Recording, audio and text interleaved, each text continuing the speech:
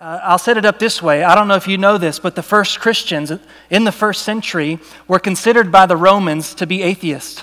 Did you know that? The Christian religion in the first century was considered an atheistic religion.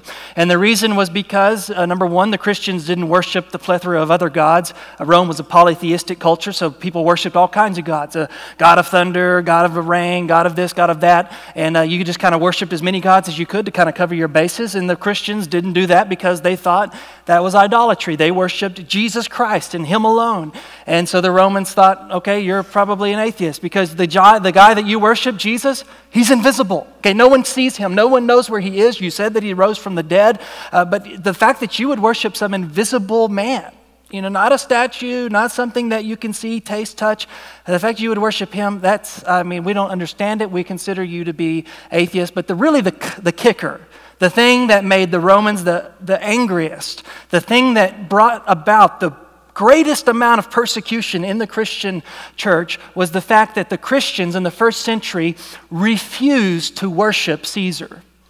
Caesar worship, emperor worship, they called it the imperial cult.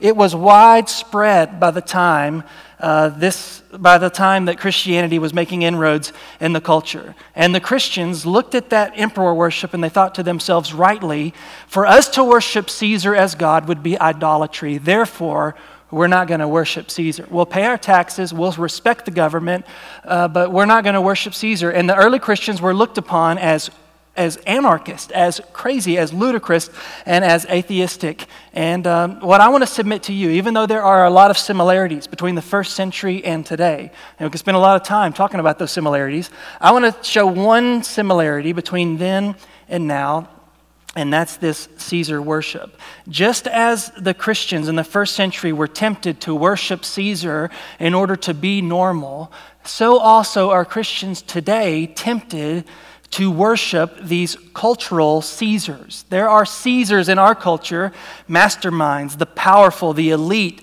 There are these things in our culture that the vast majority of the people in our culture worship as God. And we're going to look at 6 of them. We're going to look at the self. We worship ourselves as God. That's today. We're going to look at the Caesar of success.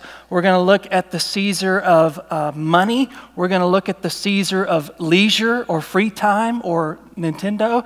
We're going to look at the Caesar of sex. And we're going to look at the Caesar of power.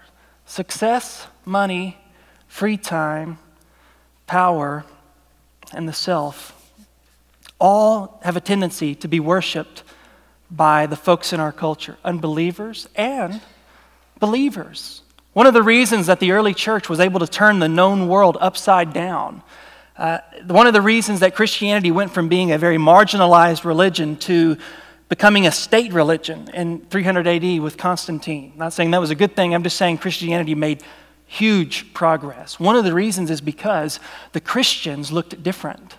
They didn't look like everybody else. They didn't talk like everybody else. They didn't do money like everybody else.